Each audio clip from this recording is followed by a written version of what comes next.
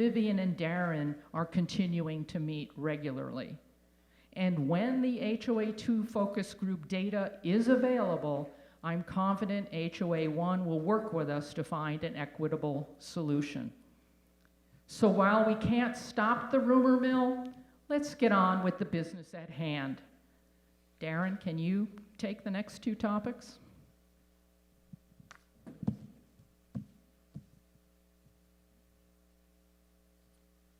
So COO comments. Pretty busy February. The goats, you can go to the next slide. The goats have left the building, and they'll be gone for a few months. I think they'll be coming back towards the beginning of summer. We only budgeted for them 4 months this year, but they are fun to watch, and they are pretty effective. So more to come on the goats in a few more months. Mountain View Clubhouse renovation project is complete. I think the last thing we need to do is repair a few scratches on the ballroom floor and coat that with a particular coating to protect it. But all the renovation work's done. Bill McGinn headed that project up, did a nice job. Brought it in only a couple weeks behind schedule and pretty much right on budget, which is good. We're just waiting on the furniture. I met with the designer about a week ago, and she said that the furniture should arrive in the United States by the end of the month, and we should get it by first week or second week in March. So let's keep our fingers crossed. We're planning an open house, I think, in April for the community. We're also planning an open house for the realtors meeting in April as well. Wall painting is complete in units 15 and 17. A little punch list stuff going on that they still have to complete, but substantially complete at this point. Renovation work on tennis courts 9, 10, and 11, substantially complete. I think all that needs to be done are the windscreens now and the coating and the striping, and we're waiting for that concrete to cure. So we'll probably get to that work here early March. Project specifications are in development for the main entrance signage on Oracle and Saddlebrook. If you get out of your car and walk and take a look at it, it's not in the best shape. It needs a little attention. The maintenance crew has done a nice job of addressing mostly all of the other monuments. This one needs a little bit of work too. This is a split expense, I think, between us and HOA1, and I think Robeson has some responsibility to divvy up some funds as well to get all that work done. So hopefully we can start on that project here in the spring. Preserve Golf Course Forward Tee project is scheduled to start May 25th. I heard somebody say May 28th at the committee meeting earlier today, but it's about a 2 to 3 week project, and we'll be adding forward tees to 9 or 10 of the holes up there. It shouldn't be too disruptive, and it won't stop play. Patio heaters have been installed on the preserved patio. That opens up a lot more opportunities when the weather's cooler to use the patio, and for nighttime events such as music and other things that we might be able to use out there now that it's conditioned space. State land purchase parcel is in the appraisal pipeline right now. Might not see those numbers until March or April, but we're involved, Ray Kuhn, your general manager, and I, in seeing that project through fruition. Average home sale price in January was $547,405. There were 19 of them.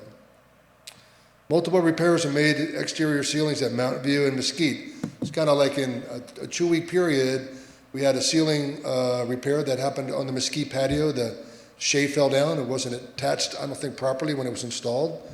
We had a storm, it fell down, opened up the whole ceiling. We had ceiling drywall where you come out of the ballrooms. That all disconnected as well. And then we had the mister system sprung a leak, and it damaged the patio area off the event lawn at the clubhouse. So all that work's been done. It was quite a bit to coordinate, but it's been done. It all looks good now. 2025 audit work is underway. Association's annual report was filed with the state this last week. Bylaw revisions that were approved at the January meeting have been made, and the document's been circulated and sent to legal counsel. All 11 defibrillators were recently replaced. Those will be on a 5-year cycle. Bidding is underway for the road crack sealing work. Bids are in. I think we got 3 bids. We asked 4. We might be making a change in the contractor. That's going to be up to Ray and I to decide that shortly. We're also pricing out 6 pieces of fitness center equipment for the Desert View Fitness Center. We're going to try and utilize our contacts with Troon. They provide some substantial discounts on furniture and equipment, so we're working through that Troon connection to see if we can get a good guy deal. We're bidding out the Desert View Pool, Spa, and Deck. That project's scheduled for June. And Preserve Guardhouse and Entry Monument were repainted or repaired and painted this last month. Looks good, looks fresh, and everything's looking good out there. So that's my COO report. If you'll go to the next slide, election update. The next slide, please. You'll see the schedule up on your screen. We're getting towards the end of the deadline for submissions. That's this Thursday at noon. If you're interested in running on the board, you need to have your application and your form, code of conduct form signed and in before noon this Thursday.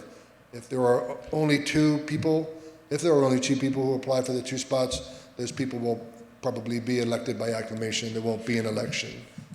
So that's a schedule, and that'll all play out later this week. And that's all I have to report. Thank you.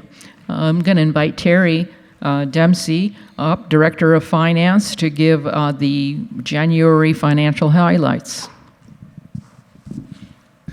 Thank you. So we're going to start, we're going to do January 31st, 2026, and we'll start with cash and investments. Next slide. There we go. All right, so cash and investments in the operating account were $5.1 million. In the reserve fund, we had $9.8 million. And capital improvement is $1.4 million. So that gives us total cash and investments of $16,477,000, which is 3.8% better than what it was in January of 2025. January, February, we're kind of flush with cash, but as these projects start to take place, kind of dwindles that down a bit. Next slide. So this is our reserve slide. Basically shows what our reserve spend is for the year and going forward. So the left column shows which complex we had work done in. We have an adjusted reserves budget right now of $4.5 million. Our other CapEx budget is $492,000. So it gives us a total CapEx budget of $5 million for $5,051,000 for 2026. Excuse me. In January, we had expenditures of $238,000, and this will, of course, increase as the year progresses. Okay, next slide. Okay, this slide, what I'm reporting on here is our operations results. So in operations for January, HOA revenues from dues and CIF fees were $694,000. Other revenue was $133,000. Our G&A expense came in at $234,000. And services and amenities, which includes CAM, facilities, and patrol, were $378,000. This gives us a net HOA income of $215,000 before our larger amenities of golf and F&B and roads. So golf was short of budget by $74,500. But it had a net income of $52,000. F&B revenue was short of budget by $41,911, and it had a subsidy for January of $14,690. I have been notified that I have an error in my services and amenities budget on this particular schedule. I'll get that fixed. It should be $414,000, not $579,000. So it's off a bit. Net income for before roads and depreciation was $252,000 positive. Roads expense is only $5,990, and depreciation was $262. Next slide. So that's our road expense and depreciation. This gives us a net subsidy for the month of $9,975. Okay, and the last slide. So this slide just shows where the dues are allocated. So for January, we had $305 per rooftop of dues that has been allocated. So restaurants received $5 of that, which is 1%. Reserves is $122, which is 40%. Theater was $0, since it had net income. Patrol was $9. Common area maintenance was $39. Roads were $2. Lifestyle, $3. Facilities is $51. And G&A was $76. Fitness was $0 because they had a net income, and same with golf. Okay, and the final slide. So all of this information, this is abbreviated, all this information can be found on the website at My HOA2, Budget and Financial Reports, monthly financials. Okay, thank you. Enjoy your day. Any questions from the board? Comments? All right. Let's move. Thank you, Terry. Let's move on to our next agenda item is reassigning board liaisons.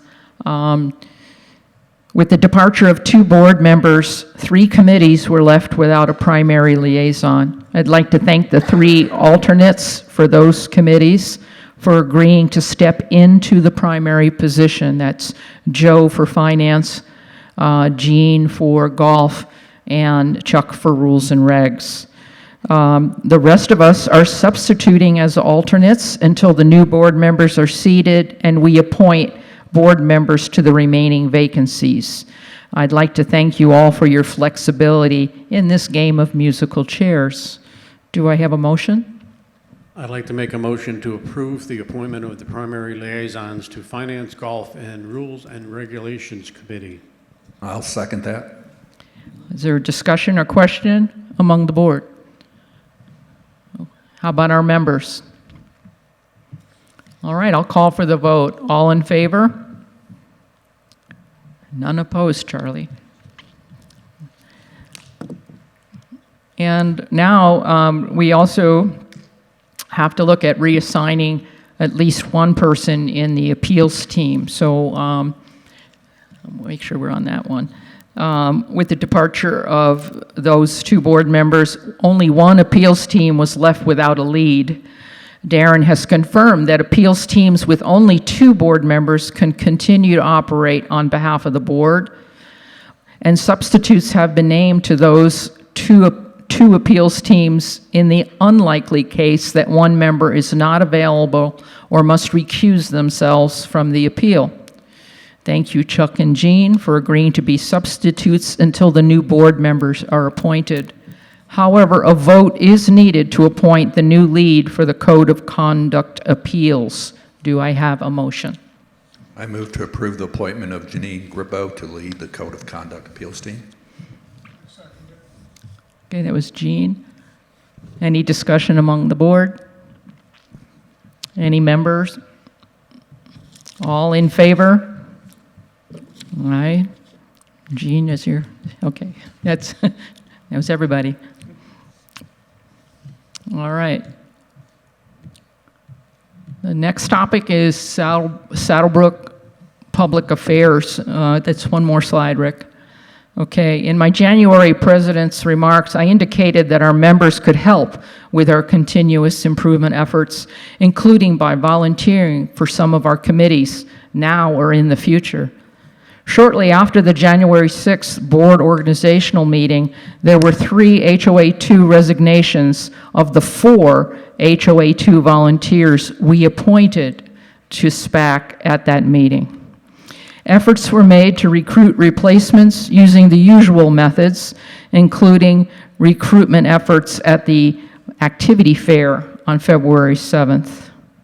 I spoke to the HOA1 president on 2/12 about our situation of being unable to adequately staff the HOA2 members for this commission, and the desire to shift more administrative tasks to Darren and our staff. We discussed the probability that we would withdraw from the commission for those reasons, and the need to be aware of the optics so close on the heels of the RUA topic in December of 2025.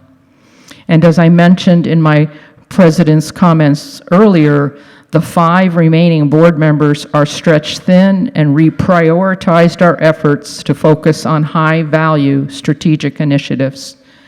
Darren has confirmed that he and his staff can absorb the activities previously coordinated by HOA2 SPAC members and will be available to assist with remaining SPAC initiatives under the leadership of HOA1 SPAC members. We do continue to work together, HOA1 and HOA2, so this really has nothing to do with the RUA. It has to do with not having enough volunteers to adequately staff this function, and the fact That a lot of it is administrative, and Darren is willing to take that on. Do I have a motion?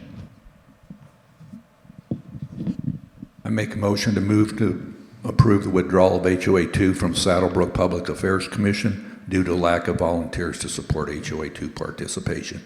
Do I have a second? I second the motion. Discussion among the board. Discussion from members.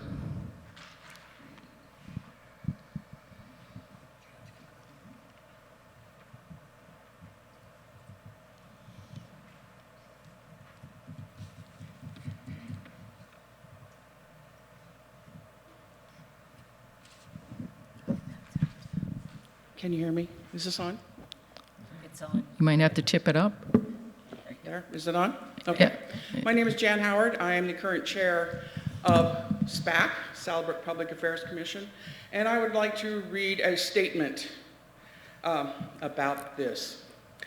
I want to express that I am both sad and genuinely confused by the decision to withdraw HOA 2 from SPAC due to a lack of volunteers.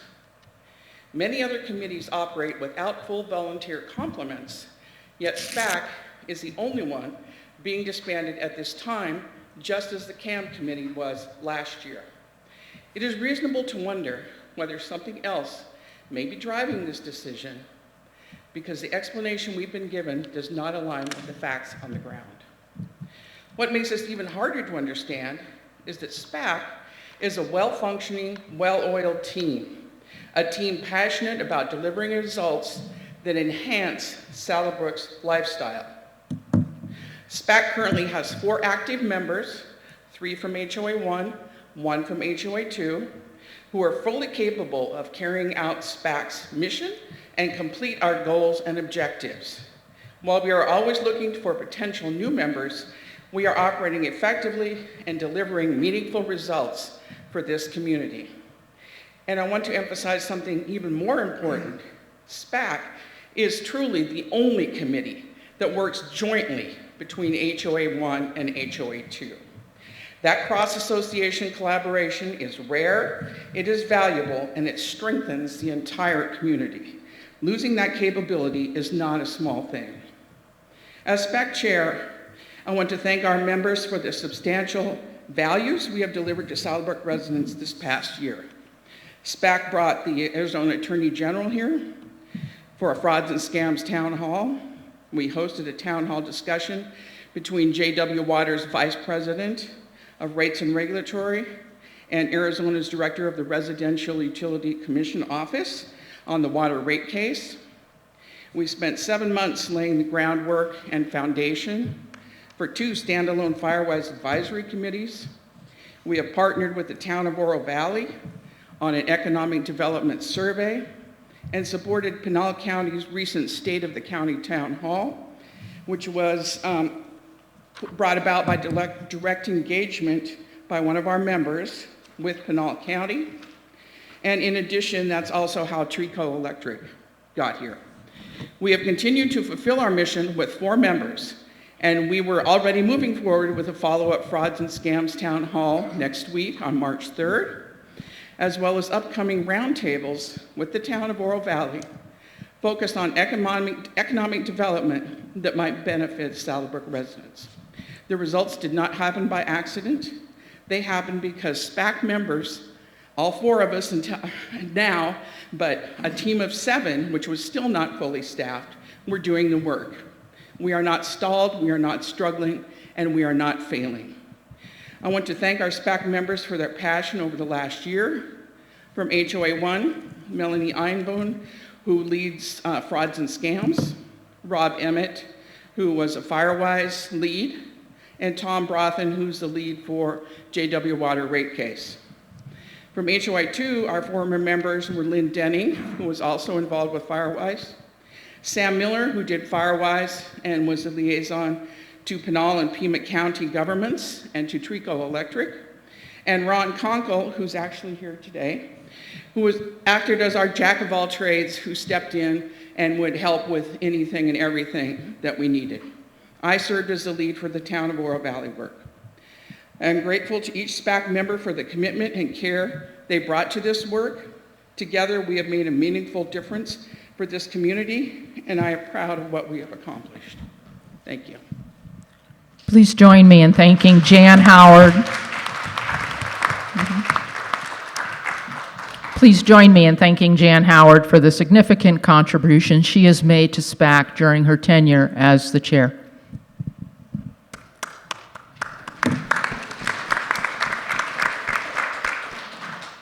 Chuck? Yeah, I have spent, well, it's my 5th year on the board. I have spent about 3 years as the liaison to SPAC, and I remember a full year where we had no members of HOA2 on the SPAC committee, but HOA1 had 3 people and the chair. There was 1 year when we didn't have a member, and the HOA1 supplied the chair when we were supposed to. Personally, I feel that we should give it more time to be able to find the appropriate members of that SPAC committee. And I think over time we probably will be able to, because like I said, it took a whole year to find some. Then we had, all of a sudden, we had 3 people stand up. So I think we should give it more time to be able to find some members of SPAC. Rick, can you go to the next slide? So if the vote is in the affirmative, Darren is able to take over all of the items that were still left for 2026, and that's represented on this chart. I just wanted to make sure that the HOA1 members of SPAC realize we're not abandoning you. That Darren and Charlie will be helping to coordinate, including that fraud presentation that's coming up in March. Any more discussion from members? Anybody else on the board? There was a motion and a second. All right. So I'll call for the vote. All in favor of withdrawal? Opposed? Chuck is opposed. The motion passes. So we'll move, Darren, you should expect the HOA1 folks to be looking for that help with that thing in March, which is fraud. We are worried about fraud.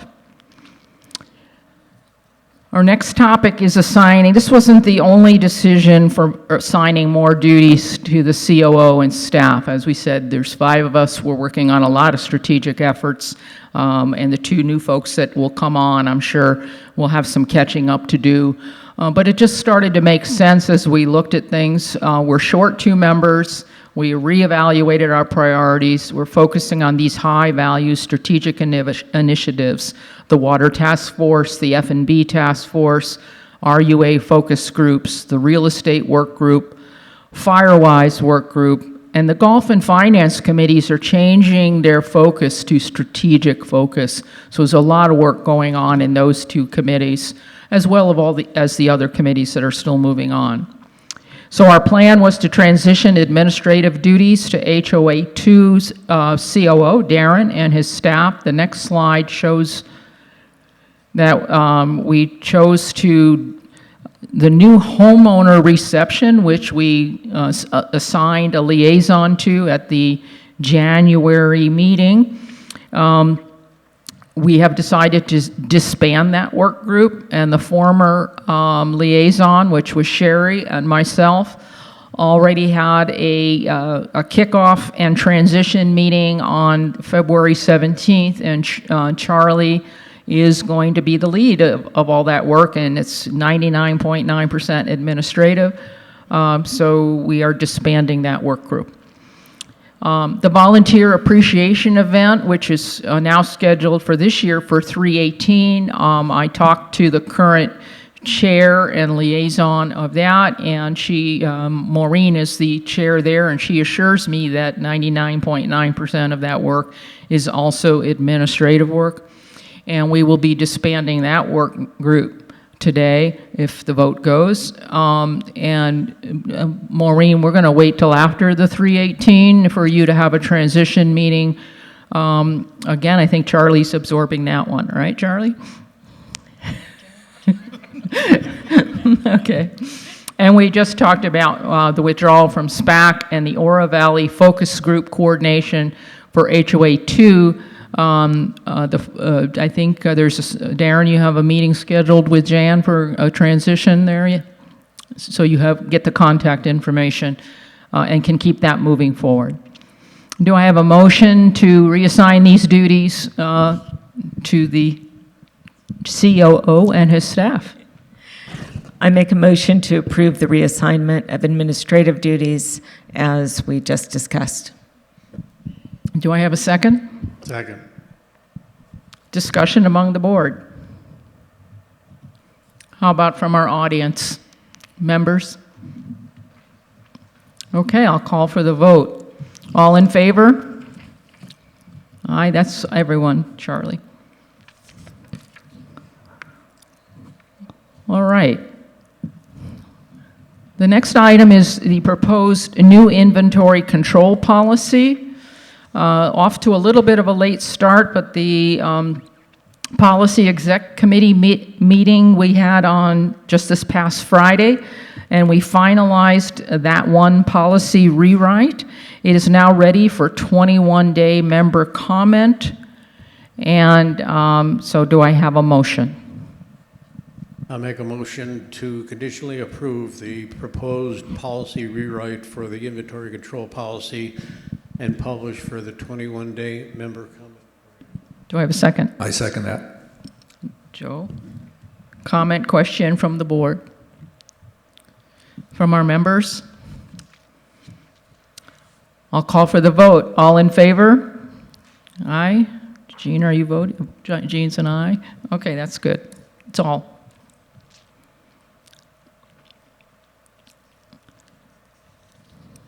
All right. I think that why don't you explain this one for us, Darren? We talked a little bit about it yesterday, and I want to make sure we're all understanding what we're doing here.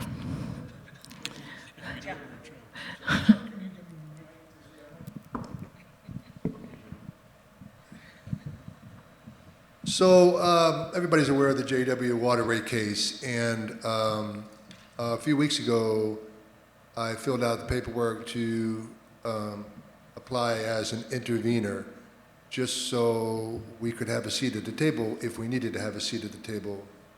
So I've had several conversations with the attorney firm or the law firm that we've joined up with to make sure that we conduct this process properly.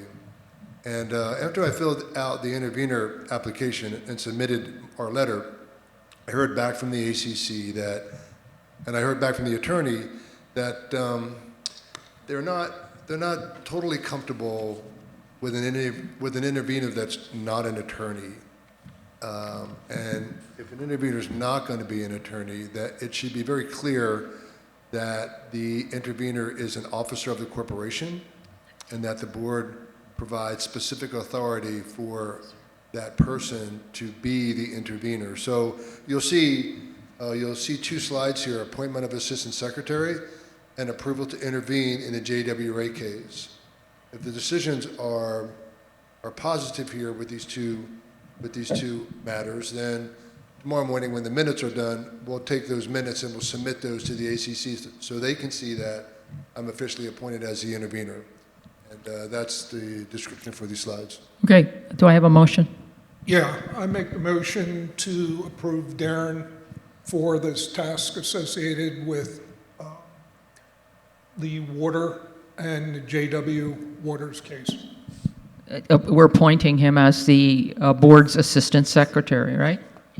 Okay. Do I have a second? I'll second the motion. Okay. Discussion among the board. Members? Okay, I'll call for the vote. All in favor? That was unanimous. Okay. The next slide is the approval to intervene. At the advice of the Water Task Force, led by Jean here, and with my approval, Darren began the process. We have received legal advice that a formal motion should be considered by the full board to appoint him to be the intervener. So that's what we need. So I make a motion to approve the CEO to intervene in the JW Water rate case. do I have a second? Second it. Okay. Discussion among the board. I just suggest we change that to approve the assistant secretary to intervene in the JD Water rate case. Do you accept that I alternative? accept that, Chuck. Okay, I need you to second the, Question, does that still work for the attorney, Darren? Okay, and that's great. okay.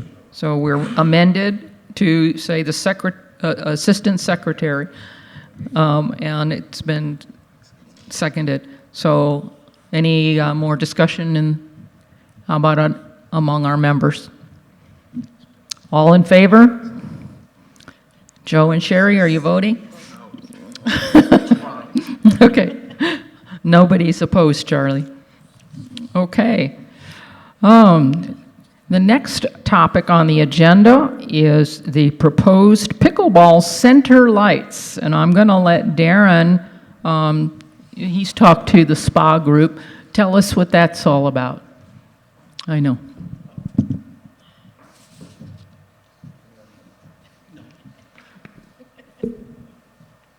So the Saddlebrook Pickleball Club submitted a proposal to install lights on 6 of the courts, the 6 older courts. And you'll see on the slide, the yellow indicators are where those lights would be installed. Those are on the south, the 6 south courts. Let's go to the next slide. And then here's some more information on the proposed pickleball center lights. Lumen range, wattage range, efficiency range, weight, pounds, control options. This project was engineered by a third party. It seems to be pretty well engineered. If there's engineers out here, lighting engineers, you may have comments about that. I'm not a lighting engineer, but all of the plans that I saw seem to be professionally drafted. Let's go to the next slide. So the cost of this project is $45,000 plus an $8,500 contingency, all covered by SPA. The 6 light poles will be 22 feet tall and will provide down lighting. They do not automatically come on every night. Members wishing to use the lights can turn them on a timer and they'll go off. They leave. 6 courts will be lit at the same time. The lights will be functional until 9 p.m. This provides them an additional 3 hours of evening play for many months. The lights will automatically turn off at 9 p.m. The light poles are similar to the other LED light poles in Saddlebrook parking lots. The lifetime of the light fixture is approximately 10 to 12 years, while the pole itself is good for probably about 50 years. We may have to paint them. The pickleball center is an amenity, and improvements like this one only increase the value to the community. I reached out to HOA1 when SPA submitted this project, and I asked Vivian to contact the adjacent owners just to get their opinion on this project. And I'm not surprised. The feedback that I received in return was that none of those 4 homes they reached out to are proponents of the project. So I don't have a motion for the board. It's up to the board whether or not this project makes sense. Like I said, I think it's an amenity, and anytime we can improve the amenity for better use, I think it should receive the proper consideration from the board. Do I have a motion?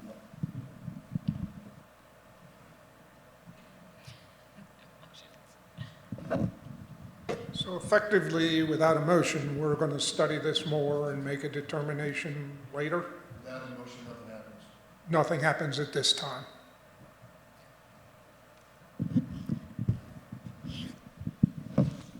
Going once? Going twice? Going 3 times? There is no motion. This will not move forward. Okay. That brings us to the final agenda item, which is member comments. If HOA 2 members, please step up to the mic, state your name and unit and lot number. If there are any other discussion topics you'd like to talk about.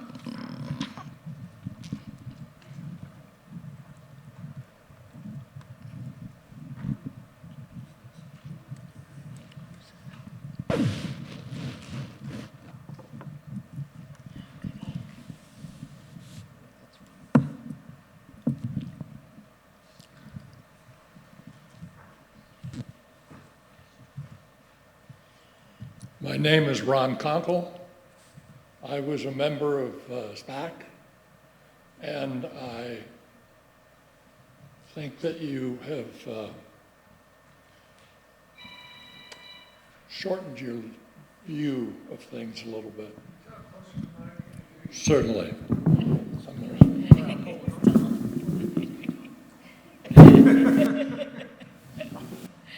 Either I get shorter or it gets up. Thank you. Much better. Can you hear me back there? Okay. You have not permitted the committee to seriously approach a replacement for those who resigned.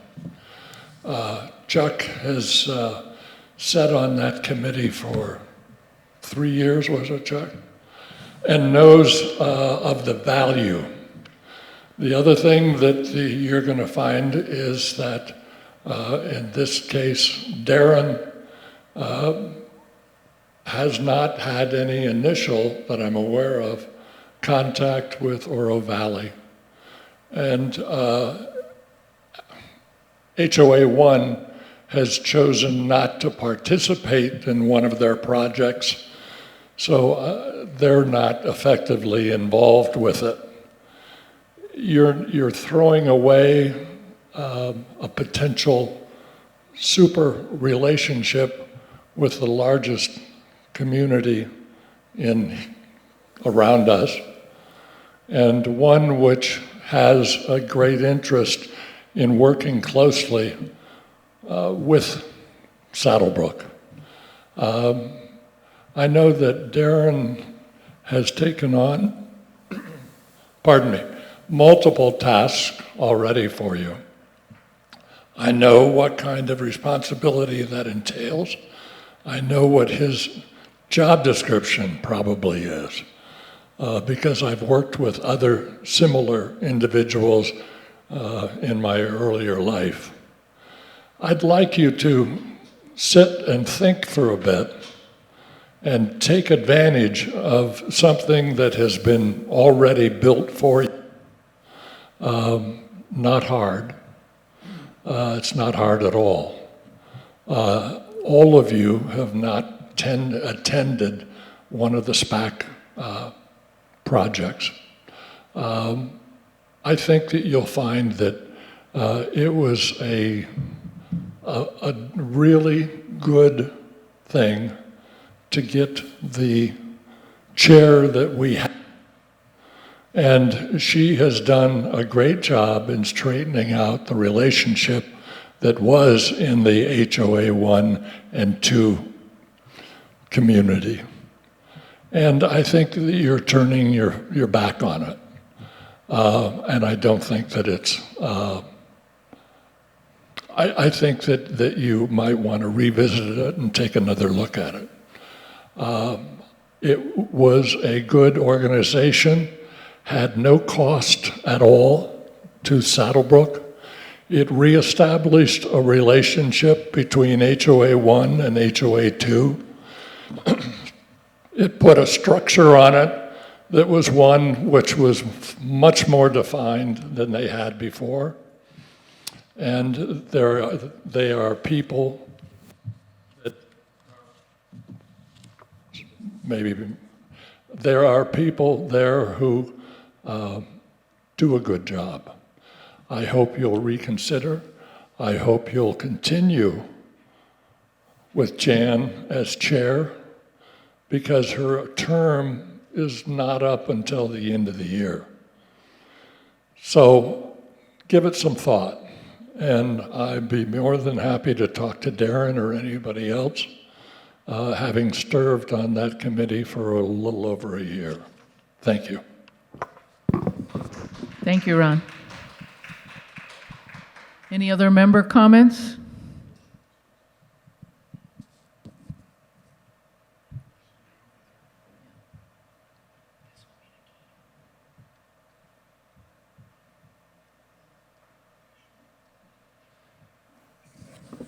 Good afternoon. My name is Maureen Borland, and I'm in Unit 29. I wanted to make, number one, ask some questions, but number two, make some comments on behalf of a number of us who are here today. I really do understand your, the position that you're in terms of the budget and trying to keep things within a reasonable area, but I have to say that there are many of us who are very upset with the restaurant being closed on Wednesday and Thursdays. We feel that this was a major amenity, a lot of which drew us to the community. We knew it was here. It was something that we all use on a regular basis and support. And we feel that it's a real loss to the community. We also think it's not really very wise in terms of trying to get people to use the restaurants, because people get confused about what days it's open, what days it's closed, and then you lose people. And they start not using the restaurants at all for breakfast and lunch. It also is an area that is a real social gathering for the people in this community. You see it all the time, big tables of people who are meeting from clubs and from different activities. And I think it's a real loss to the community, and I would like to see you reevaluate whether or not we can't find some other way to deal with our budget issues. That's just one thing. The other thing is, I'd like to really express our concern about the fact that we have scheduled trivia on Friday mornings at the restaurant from 10 to 12. We feel it's ridiculous, okay? On Friday mornings, and this is again a coordination thing with golf is packed. Every tea time is filled. People play golf and they want to go to the restaurant after they play golf. The bar area is not sufficient to handle the number of people who come in on Friday mornings after golf. And trivia taking up the whole dining room prevents large groups of people who are playing golf together in multiple time frames to be able to get together on those large tables. And that's a loss of revenue if you start driving those people over to Roadrunner, instead of using our facility.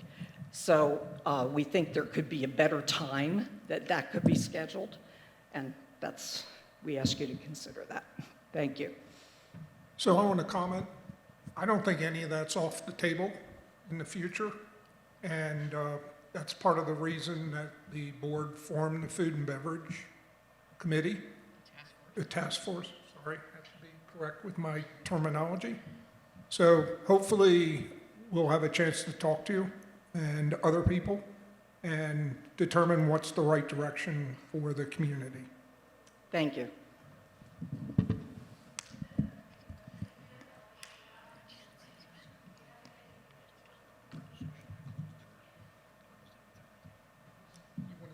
Hi, Terry McCarthy, Unit 27, but I'm actually here wearing my Fitness, Wellness, and Recreation Committee Chair hat. The proposal from SPA, the Fitness Committee works as a interface with clubs. We evaluate proposals, then we send them on up the line. So my question is, what message do I tell SPA? I mean, no motion was given, but what message do I give to SPA? Do they come once a year, once every 6 months or something like that to resubmit that again to the board, or what kind of message do we want to go forward with? I'm just going to speak I would just want more discussion on my part. The lights in the community, I've been down in that area.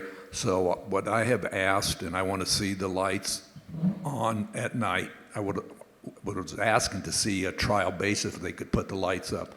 That's my concern as a board member. If any of us had lights shining at 9 o'clock at night in our backyard, it would be a concern. And so I'm not worried about anything else. That is my whole number one. And you just haven't given us an opportunity to look at the whole project.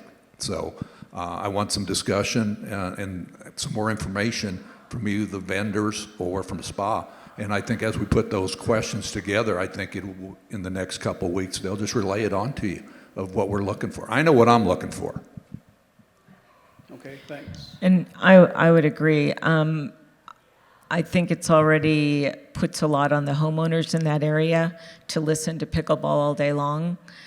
And the only time they can go out and enjoy their backyard is in the evenings. And now that's going to be possibly going away too for them. So I am very concerned. I'm also concerned about the amount of lighting up 6 courts. And it's hard to visualize, okay, we've got 22-foot pools and, this amount of lumens. Maybe there's another pickleball court or tennis court or something that has same lights. That seems like a lot of light on potentially till 9 o'clock at night. And, it seems not very neighborly to me. And I'm not sure, I've been following the pickleball, the amount of usage and that type of thing. And I realize it's winter, that makes a difference, but I'm not sure how much they would get used based on what I'm seeing right now for the usage. So do we really need to inflict that on our neighbors? So is the board going to make a list of questions to forward back to SPA I'm just trying to get what messaging I need to give to SPA is really where I'm coming from. Well, adding to what Sherry says, I would like to see a complete schedule of what percentage of usable court time is currently used. So if you add up all the courts and the number of courts we have and the amount of usage we have, what percentage of those time slots are currently being used without lights? Is it 30%? Is it 90%? I mean, I have yet to see that to determine if the lights are really going to add anything to the picture. And then, along with what Sherry was saying, the downsides of all those things, I'm not sure they're really needed. Last year, I think it was February, March, they did a detailed study on what their court usage was. So we have that information that, SPA gave to us and the fitness committee, and then we, so we have the information, so we can lay out what it is we have, what's available, and to, answer the usage questions. One of the questions I have. Do we have that by time slot, by hour? Yes. Okay. Yeah. Then if you could still have them It's supply it to actually the on board. the fitness website. We produced a report from all that information. So the information is already on the HOA website under fitness. So it's there. If you can have them supply it to all the board members, that would be helpful. Okay. One of the questions I asked for was if we could go somewhere and see these lights in action, 22 feet high. Is there another pickleball court? Does the ranch or is there somebody close around here that I could or we as a board could go see? Because to me, I'm thinking 22 feet high, that's pretty darn high. Is there somewhere close that this lighting company could point us to in reason that we could drive to see lights, whether on a tennis court or they're on other pickleball courts? So that would be another. Yeah. We have tennis courts right now, but I don't know how. Are they how 22 tall feet are. high? Probably. So anyway, so that type of question we'll investigate. We can't hear you, Mona. Mona, we can't hear you, so either let Terry finish. Okay, that's all I had is just, again, what messaging, what questions do we need to ask and trying to get the answers for so we can either move forward or not. Yeah. Right. So, from my perspective, I'm trying to understand the problem we're trying to solve, and is the juice worth the squeeze? Put it mildly. We sat here, we listened to everybody say, oh, we don't play nice with HOA 1, blah, blah, blah, blah. But now we want to potentially stick a poker in some more residents' eyes. Now, that might be worthwhile if the juice is worth the squeeze, but for me at this point in time, I don't fully appreciate what problem we're solving. Okay. That's me as an individual. But as I understand that and the bigger picture, we can see where it goes. This I And think I do will play pickleball. help SPA say, okay, we need to sell our case a little bit more. So that's what I was looking for. Thank you. And specifically, what's the problem Yeah. Okay. statement?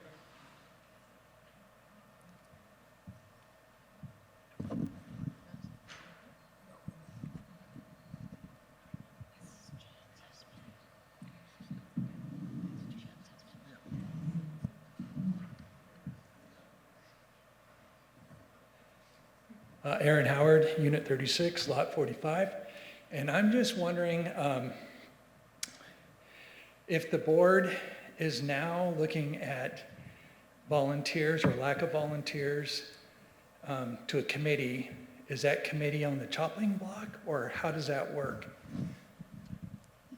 We have a guideline that we put together after, I'll call, a flawed effort to disband camp so last year. And so one of the criteria of disbanding a committee would be if we changed our priorities, if the purpose of the committee has been fulfilled, and the other is if we don't feel we can adequately staff it or recruit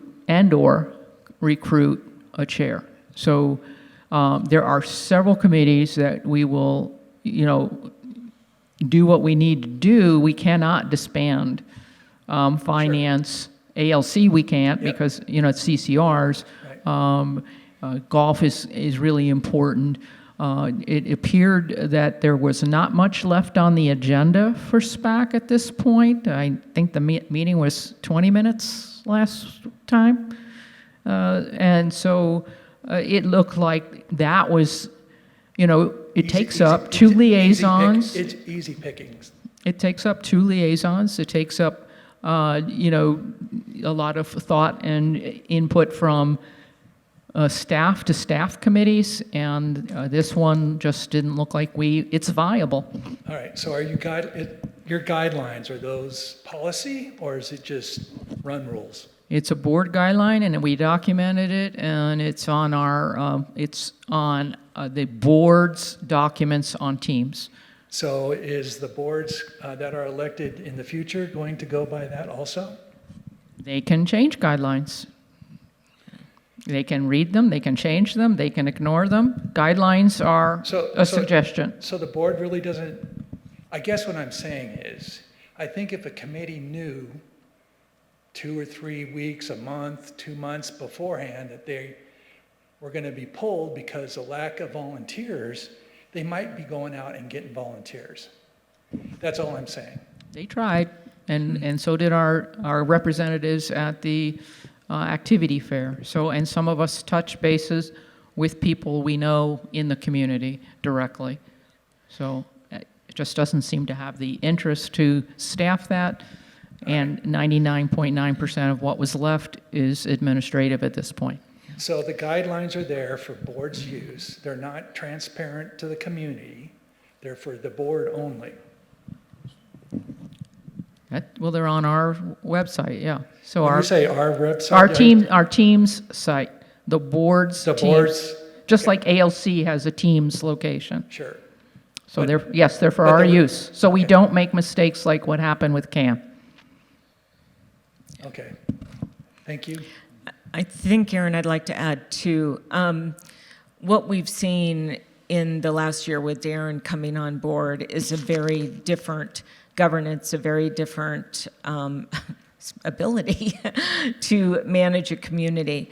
And many things have been turned over to administrative or staff of Darren's team. And this is one of them. Many, like the Firewise is now a committee. The Water's a task force. I understand that you're giving Darren more workload, and he's going without less resources. So how does that work? Well, some of those. Darren's a big boy. If he had issues, he'd come to us, and he's been willing to accept this responsibility. And I'm hoping, like he's done before, he'll reach out to the people that build it, and as needed, leverage their expertise and knowledge. Okay. Thank you. Anyone else? Here we go. We've got one more coming.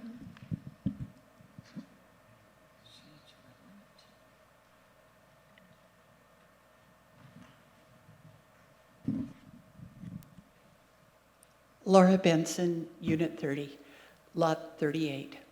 I'm of the same take as the last few people that have spoken. I believe you need to reevaluate the disillusionment of the SPAC committee. It provides a bridge between HOA 1 and HOA 2. We seem like there are times we're falling apart, and we are one community. We need to operate and act as one community, even though we have separate boards and separate administration. And pulling this committee off of the table starts to eliminate a break in the cohesiveness of the two organizations. I would really recommend you reevaluate and at least extend it for a year to have maybe new people apply to be on that committee. Having been on boards and committees in this community for the last number of years, it's hard to find people to come to committee leadership. We all know that. Look at the problem you're having finding board members. So evaluate, give them another year, and let's see where we are. It works. There are things they're doing that benefit all of us. Thank you.